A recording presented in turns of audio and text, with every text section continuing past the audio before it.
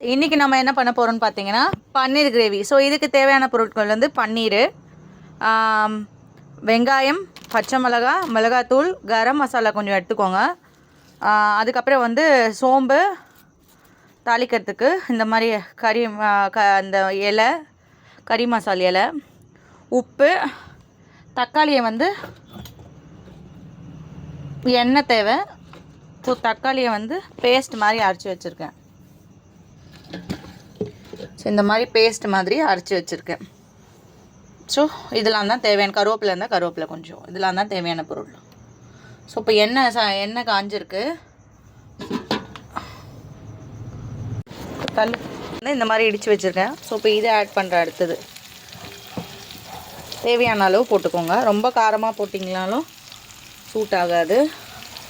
இதை நல்லா அப்படி வதக்கி கொடுங்க. அடுப்பு மீடியம் ஃப்ளேமில் வச்சுக்கோங்க. ரொம்ப வச்சிங்கன்னா தீஞ்சிரும் வதக்கும் போது. ஃப்ளேவருக்காக போடுறோம், ஃப்ளேவர் ப்ளஸ் நல்ல ஒரு டைஜஷனுக்காக. இஞ்சி பூண்டு ஜென்ரலாகவே இது நல்லா வதங்கட்டும். ஒரு 3 to 4 minutes விட்டுருங்க. ஸோ இதை நல்லா வதக்கிட்டு கொத்தமல்லி ஆட் பண்ணியிருக்கேன். இந்த சைடில் கொத்தமல்லி கருவேப்பிலை கொஞ்சம் இதோடு இதை சேர்த்து நல்லா வதக்கிடுங்க. வெங்காயம் நல்லா வதங்கிடுச்சு.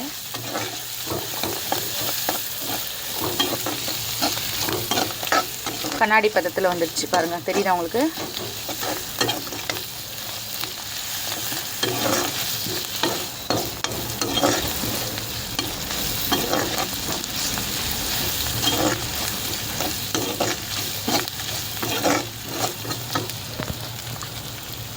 இந்த ஸ்டேஜில் நல்லா வதங்கிடுச்சு.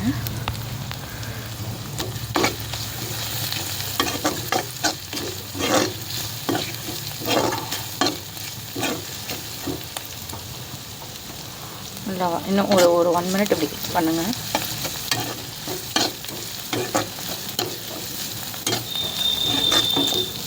இந்த ஸ்டேஜில்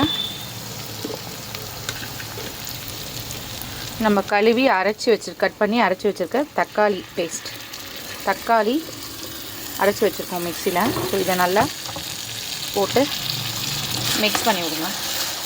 இது ஒரு 5 minutes சிம்மில் வச்சு அடுப்பில் இதை வந்து வதக்கி விடுங்க.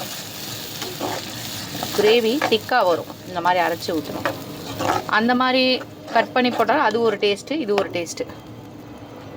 ஸோ இது ஒரு 5 minutes விட்டுருங்க. அப்படியே 5 minutes நல்லா வதங்கட்டும்.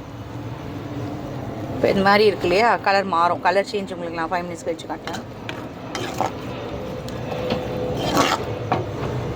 ஸோ இதை வந்து நம்ம இப்படி ஒரு ஸ்லைஸஸாக வேர்ட்டிக்கலாக போட்டு இப்படி போட்டு கட் பண்ணிக்கலாம். நான் கட் பண்ணி உங்களுக்கு காட்டுறேன். இப்படி க்யூப்ஸாக போட்டுக்கிங்கன்னா தான் அது வந்து நம்மளுக்கு நிறையா வரும். ப்ளஸ் வந்து அந்த மசாலா உள்ளே இறங்கும்.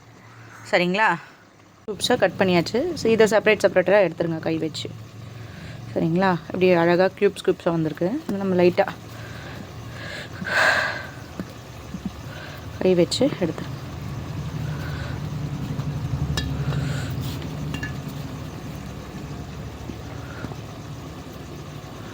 லைட்டாக அழகாக க்யூபாக கட் பண்ணியாச்சா?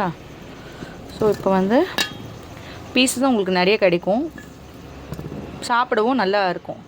மசாலாவும் உள்ளே இறங்கும். இந்த மாதிரி க்யூப்ஸாக கட் பண்ணிக்கிட்டிங்கன்னா. ரொம்ப நேரம் பன்னீர் வந்து கொதிக்க விடக்கூடாது.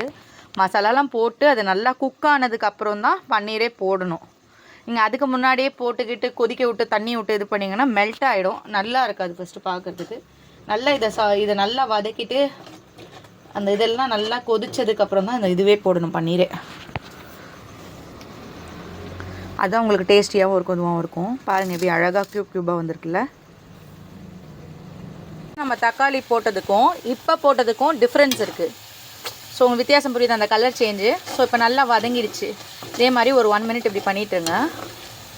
1 minute விட்டுருங்க. அதுக்கப்புறம் நம்ம மிளகாத்தூள், கரம் மசாலா ஆட் பண்ணி உப்பு கரெக்டாக இருக்கான்னு பார்த்துக்கோங்க. லைட்டாக 1 glass தண்ணி ஊற்றிக்கோங்க. கொதிக்க விட்டுட்டு அதுக்கப்புறம் பன்னீர் ஆட் பண்ணிக்கலாம்.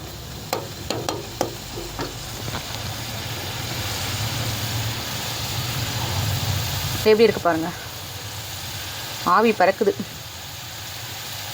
இல்லை? பன்னீர் வெயிட்டிங். தள்ளு நீ.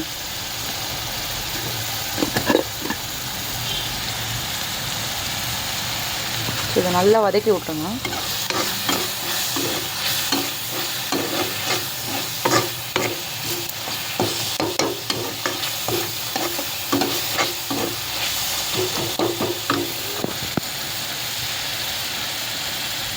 மசாலா கொஞ்சம் மிளகாத்தூள் போட்டுக்கிறோம். ஸோ அடுப்பை சிம்மில் வச்சுக்கோங்க. எப்போவுமே வதக்கும் போது கம்மி பண்ணிக்கோங்க, இல்லைன்னா தீஞ்சிரும். நல்லா கிளறி விடுங்க. கிளறி விட்டு ஒரு 2 மினிட்ஸ் இப்படி நல்லா வதக்கிட்டு அதுக்கப்புறம் தண்ணியை ஊற்றி கொதிக்க விட்டு அதுக்கப்புறம் பன்னீர் ஆட் பண்ணுங்கள்.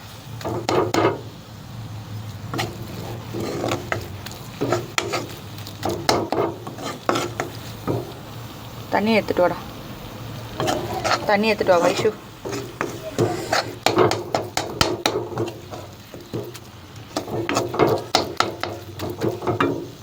மிளகாத்தூள் கரம் மசாலோட பச்சை வாசனை போயிடுச்சு. இந்த நேரத்தில் நான் வந்து ஒரு டம்ளர் தண்ணி ஆட் பண்ணிக்கிறேன். நல்லா 1னா 1.5 டம்ளர்னா யூஸ் பண்ணிக்கோங்க. உங்களுக்கு திக்னஸ்க்கு ஏற்ற மாதிரி தண்ணி ஆட் பண்ணிக்கோங்க. இப்போ இதை வந்து ஒரு 5 to 10 மினிட்ஸ் கொதிக்க விட போகிறேன். அதுக்கப்புறம் தான் நான் பன்னீர் ஆட் பண்ண போகிறேன். இந்த மாதிரி கலரி விடுங்க.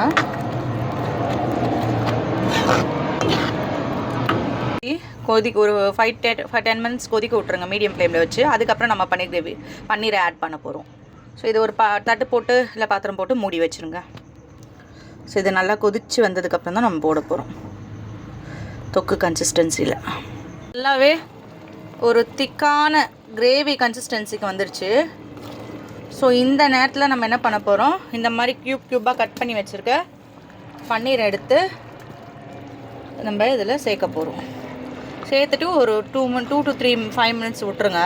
அதுக்கப்புறம் நம்ம ஸ்டவ் ஆஃப் பண்ணிடலாம். சேர்க்க போகிறோம். இந்த மாதிரி சிம்மில் வச்சுக்கோங்க அடுப்பை. இந்த மாதிரி நம்ம பொறுமையாக சேர்க்க போகிறோம். ரொம்ப கலரி விடாதீங்க, உடஞ்சிடும். ஸோ லைட்டாக ரொம்ப மைல்டாக ஹேண்டில் பண்ணணும். ஹேண்டில் வித் கேர் மாதிரி. ஓகேவா? ஸோ இது வந்து லைட்டாக அப்படியே அந்த மசாலாவில் அப்படியே இப்படி நம்ம அப்படியே விட்டுட்டு ஒரு 5 மினிட்ஸ் மீடியம் ஃப்ளேமில் வச்சுட்டு அடுப்பு ஆஃப் பண்ணிடுங்க. இறக்கும் போது கொத்தமல்லி போட்டு இறக்கிடுங்க. சரிங்களா? ஏன்னா அப்போ தான் அது ஊறும். இந்த 5 மினிட்ஸ்ன்றது அந்த ஃப்ளேவர் வராது நம்மளுக்கு. ஓகேங்களா? இந்த மாதிரி டெய்லி ஏதாவது ஒரு டிஃப்ரெண்ட் கிரேவியாக நம்ம சேனலில் வந்து வரும். நம்மளுக்கு மறக்காமல் அவங்க அன்பும் ஆதரவும் தேவை. சப்ஸ்கிரைப் பண்ணுங்கள். ஸோ 5 மினிட்ஸ் கழிச்சு பார்க்கலாம் எப்படி இருக்குன்றது. இப்போ தான் கொதி வருது தெரியுதா? இந்த மாதிரி நல்லா ஒரு 5 மினிட்ஸ் கொதிக்கணும். அதோடு அது பிளெண்ட் ஆகணும், மிங்கிள் ஆகணும். இப்போ கொதிச்சு வந்துடுச்சு. ஸோ இப்போ வந்து நல்லா உங்களுக்கு கிரேவியாக வந்துடுச்சு. பன்னீரும் அதோடு மிக்ஸ் ஆகி நல்லா இதுவாகிடுச்சு. இந்த மாதிரி குக்கிங் சம்மந்தப்பட்ட வீடியோஸ், இன்னும் நிறைய அந்த மாதிரினா நிறைய ஜென்ரல் அவேர்னஸ் பற்றின வீடியோ இதெல்லாம் நம்ம சேனலில் லைக் பண்ணுங்கள், ஷேர் பண்ணுங்கள், மறக்காமல் சப்ஸ்கிரைப் பண்ணுங்கள். உங்கள் அன்பும் ஆதரவும் எங்களுக்கும் என்றைக்கு வேணும். Thank you friends.